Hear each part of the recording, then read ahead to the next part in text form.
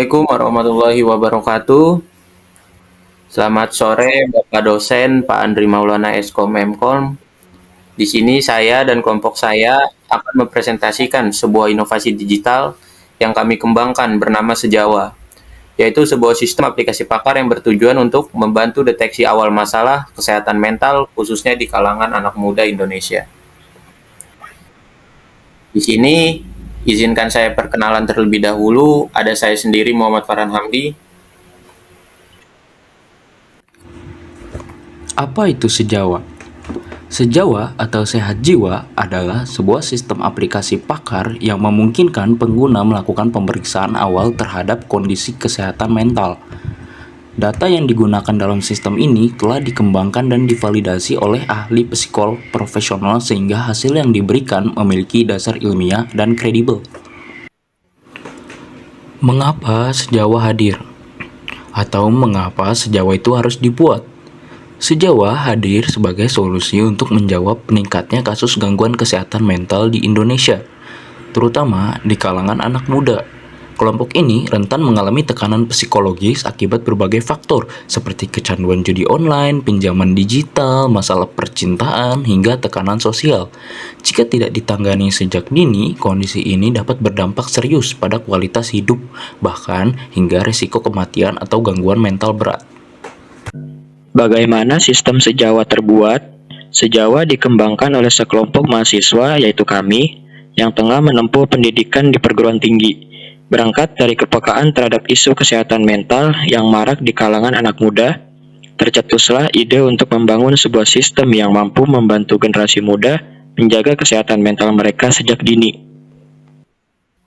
Lalu tools-tools apa saja yang kami gunakan? Yang pertama ada React.js.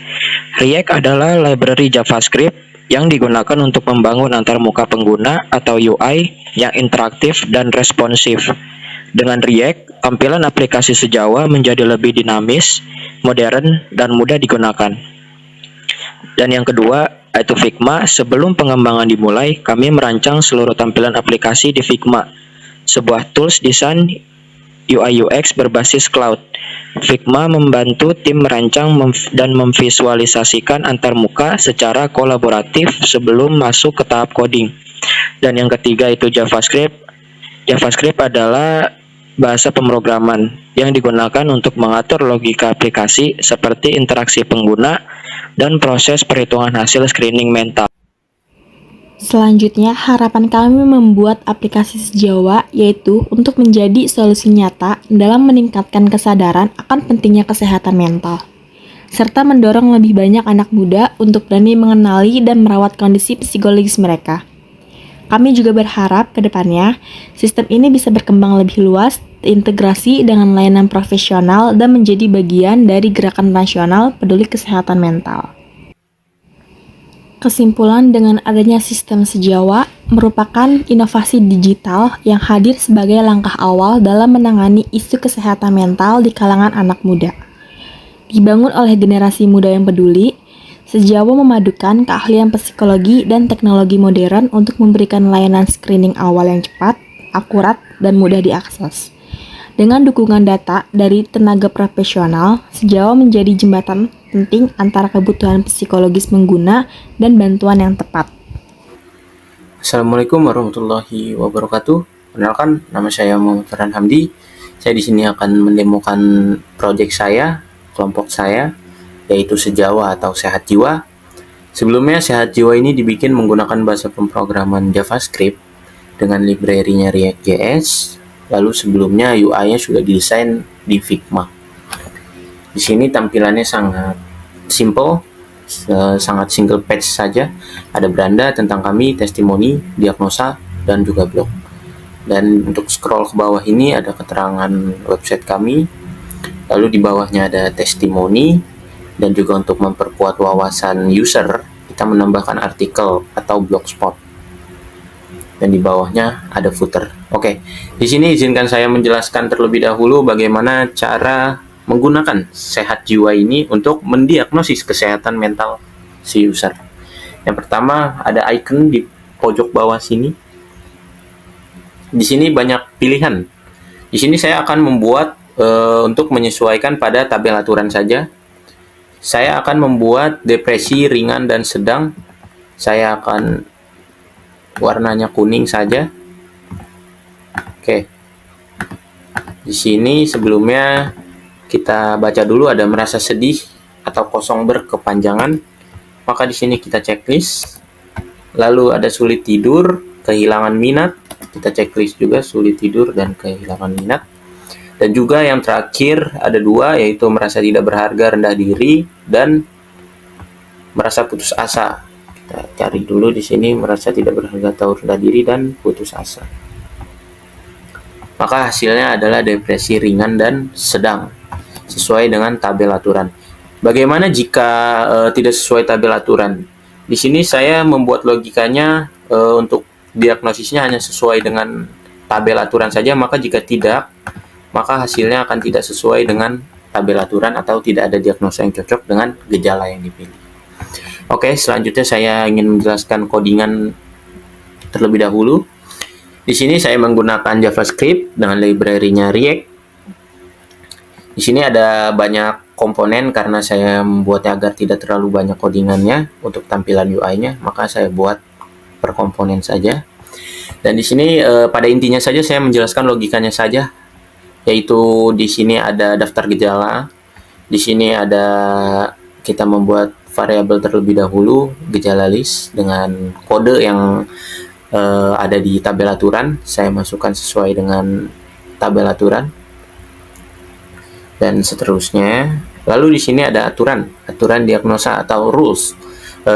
Di sini saya membuat rulesnya terlebih dahulu dengan kode yang pertama itu ID-nya R01, maka gejalanya gejala 1, 2, 3, 5, dan 13 yang tadi saya sudah lakukan. Maka diagnosisnya yang keluar adalah depresi ringan dan sedang. Sama hal yang lainnya juga sama, saya buat seperti itu. Lalu di sini ada fungsi diagnosa interface, yang dimana saya membuat diagnosa hasil terlebih dahulu untuk functionnya, lalu dia melooping semua rule dan mencocokkan gejala user dengan setiap role.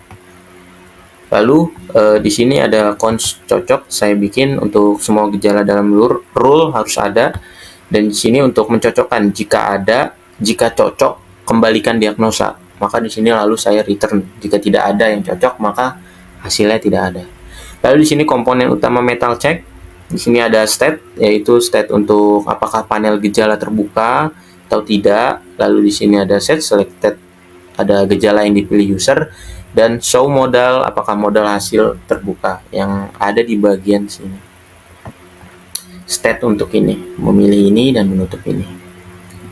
Lalu di bawahnya di sini ada function, memilih atau menghapus gejala dengan set selected filter. Jika sudah ada maka hapus, jika tidak ada tambahkan. Lalu di sini ada tombol untuk lihat hasil ketika ditekan. Di sini untuk handle submit, ini adalah function. Jika true, jika ditekan maka tampilkan modal hasil. Jika dia menutup panel gejala maka akan tertutup seperti ini. Lalu di sini ada hasil diagnosa dari gejala yang dipilih, yaitu saya bikin menampung dulu hasil dan diagnosa hasil dan hasilnya.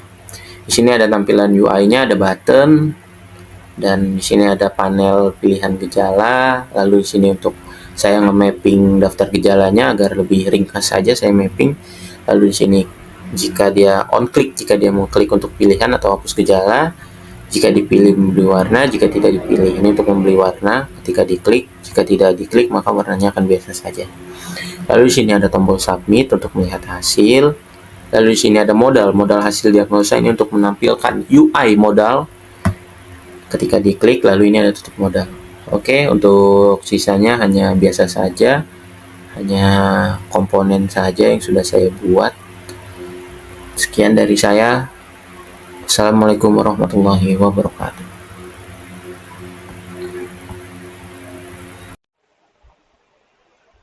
Assalamualaikum warahmatullahi wabarakatuh. Nama saya Muhammad Rafli Diansyah, NIM 1222200042. Saya akan menjelaskan tabel aturan kesehatan mental. Yang pertama, jika mengalami depresi ringan sedang, mengalami depresi berat, mengalami krisis identitas, maka akan mengalami gejala merasa sedih atau kosong berkepanjangan. Selanjutnya, jika mengalami depresi ringan sedang, mengalami krisis identitas atau eksistensial, maka akan mengalami sulit tidur, insomnia, atau terlalu banyak tidur. Selanjutnya, jika mengalami depresi ringan sedang, mengalami depresi berat, maka akan mengalami kehilangan minat terhadap aktivitas yang dulu disukai. Selanjutnya, jika mengalami gangguan kecemasan umum, mengalami kecemasan sosial, mengalami gangguan kontrol impuls, maka akan mengalami sulit berkonsentrasi atau mudah lupa. Selanjutnya, jika mengalami depresi ringan sedang dan mengalami post-traumatic stress disorder, maka akan mengalami merasa tidak berharga atau rendah diri.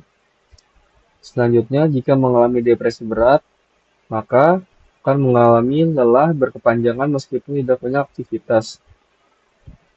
Selanjutnya, jika mengalami gangguan kecemasan umum, maka akan mengalami sering merasa cemas tanpa sebab jelas. Selanjutnya, jika mengalami gangguan kecemasan umum, mengalami gangguan kontrol impuls, maka akan mengalami gejala mudah tersinggung atau marah secara berlebihan. Selanjutnya, jika mengalami gangguan kontrol impuls, maka akan mengalami menarik diri dari pergaulan sosial atau keluarga. Selanjutnya, jika mengalami kecemasan sosial atau self-esteem, maka akan mengalami gejala sering menangis tanpa alasan jelas. Selanjutnya, jika mengalami post-traumatic stress disorder, maka akan mengalami gejala sakit fisik tanpa penjelasan medis atau psikosomatis. Selanjutnya, jika mengalami post-traumatic stress disorder juga, maka akan mengalami perubahan berat badan drastis tanpa diet.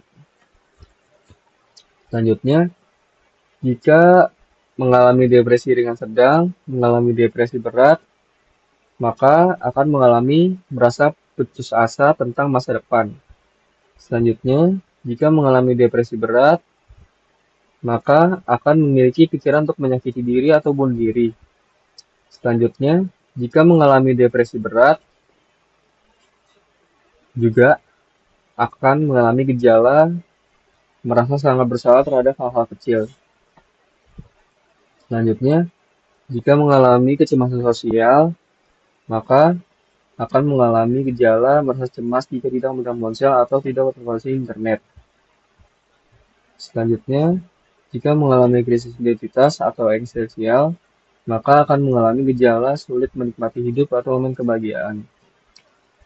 Selanjutnya, jika mengalami post-traumatic stress disorder, maka akan mengalami mimpi buruk berulang atau kilas balik pengalaman traumatis. Selanjutnya, jika mengalami gangguan kontrol impuls, maka akan mengalami terlibat dalam aktivitas beresiko, misalnya judi online, alkohol, atau seks bebas. Selanjutnya, jika mengalami gangguan kecemasan umum, maka akan mengalami gejala sering mengalami serangan panik, seperti jantung berdebar, sesak, atau gemetar. Selanjutnya, jika mengalami gangguan kecemasan umum, maka akan mengalami gejala takut gagal secara berlebihan.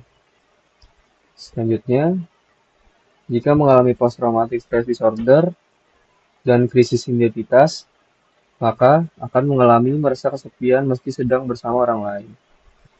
Selanjutnya, jika mengalami kecemasan sosial atau self-esteem dan mengalami krisis identitas atau eksistensial, maka akan mengalami gejala sering membandingkan diri secara negatif di media sosial.